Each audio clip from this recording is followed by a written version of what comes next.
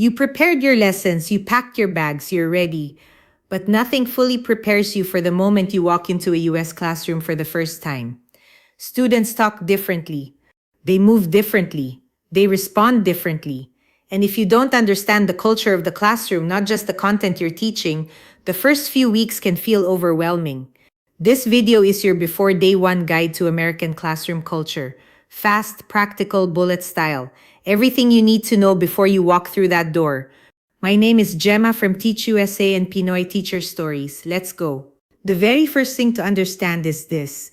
The classroom culture in the US is built on a fundamentally different set of values than most of us grew up with. Back home in the Philippines, the teacher is the authority. Respect is assumed. Students follow quietly. Questioning a teacher can feel like disrespect. The class moves together as one. In the US classroom, the teacher is a guide and facilitator. Respect is something you build through relationship and consistency. Students are actively encouraged to express themselves, ask questions, push back on ideas. Silence from a student doesn't mean they're compliant. It might mean they've shut down. This is not better or worse, it is different, and understanding that difference is the first step to navigating it successfully. Let me be real with you about what actually surprises Filipino and international teachers the most. Students say no directly, confidently, and without apology.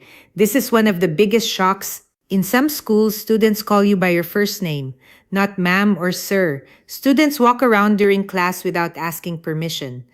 Students eat in class sometimes while you're in the middle of teaching. Students challenge your instructions openly in front of everyone. Students may be on their phones even when you're talking. Parents email you directly and expect a response within 24 hours. Admin may walk in to observe your class without any notice. And everything gets documented. Behavior incidents, grades, parent communication, everything. None of this means chaos. It means a different system. And once you understand the system, you can work within it. None of this means chaos. It means a different system. And once you understand the system, you can work within it. In the US classroom, student voice is not optional. Students are expected to participate, not just listen. Asking questions is seen as active engagement, not disruption. Group work, discussions, and debates are common formats you'll use regularly. Students will share opinions even when they disagree with you, and sometimes they may correct you. If they're right, acknowledge it. That builds massive credibility. Participation grades are common in US schools.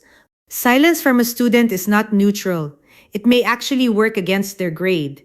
Here's what to do. Create space for student voice, but on your terms. Use structured discussion formats. Call on students by name. Make participation feel safe rather than intimidating. This keeps you in control while honoring the culture. The behavior system in US schools is very different from what you likely experienced back home. Most schools use a formal behavior policy, often called PBIS, which stands for Positive Behavior Interventions and Supports. The focus is on reinforcing positive behavior rather than just punishing negative behavior. Teachers are expected to give warnings and use classroom strategies before sending a student to the office. Sending students out is a last resort, not a first response. Some students have IEPs or 504 plans. These are legal documents that may modify behavior expectations for specific students. You must know which of your students have these before school starts. For you, learn your school's behavior policy on day one. Document every incident in writing. Be consistent. And understand that your admin watches your patterns, not just individual incidents. Communication style matters enormously in a US classroom. Here's what works. Be direct but not harsh. Clear, simple language works better than hints or indirect requests. Use the student's name. It immediately creates connection and gets attention. Correct privately first. A public correction puts a student's pride on the line in front of peers, and they will defend that pride every time. Avoid sarcasm. Filipino teachers often use humor and sarcasm naturally, but US students may not read it the same way, and it can backfire badly. Don't argue in front of the class. It escalates every single time. Defer it. We'll talk about this after class. Lower your voice instead of raising it. A quieter voice forces students to lean in. It signals calm and authority at the same time, and end interactions with the expectation, not the argument. I need you to sit down now, thank you, then walk away. You've stated the expectation. Let it land. Routines and structure are the foundation of everything else. In US classrooms, you have to build them. They don't come automatically. Post your expectations visibly. 3 to 5 clear rules visible from every seat. Teach your routines, don't just announce them. Walk students through exactly what you expect when they enter, during transitions, and when packing up. Have a do now task waiting when students enter. They should be working from the moment they walk through the door. Use a consistent attention signal, a clap pattern, a call and response phrase, a bell. Pick one and use it every single time. Move around the room. Proximity is one of your most powerful management tools. Students who know you might walk near them stay more engaged. Assign seats in the first weeks, it reduces chaos while you're still learning the room. And remember this, classroom management comes before content. A structured classroom with a simple lesson is always better than a chaotic classroom with a brilliant one. Parent communication in the US is more active and direct than many international teachers expect. Parents have the right to contact you, and they will. Email is the primary channel. Check it every day. Respond within 24 hours. This is a professional expectation, not just courtesy. Document every parent communication in writing.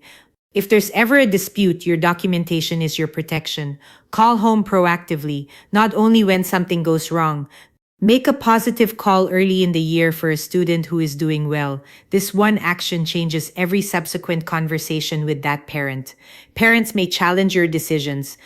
Stay professional, stay factual, don't get defensive, and keep your admin in the loop on any ongoing parent concerns. Surprises are never good for your admin. This is one of the most important parts of this entire video. You are not just a teacher, you are a visa holder, and that distinction changes everything. Your actions inside and outside school affect your visa status. One mistake can end your program. Always be the most professional person in the room. Never be alone with a student behind a closed door. Always keep the door open or have a colleague present. All communication with students stays on school-approved channels. No personal texts. No social media connections. Don't give students your personal phone number. Be careful with sensitive topics, gender, religion, politics. Always follow your school's guidance. When in doubt, ask your admin before you act, not after. Clean up your personal social media before you arrive. Everything is searchable.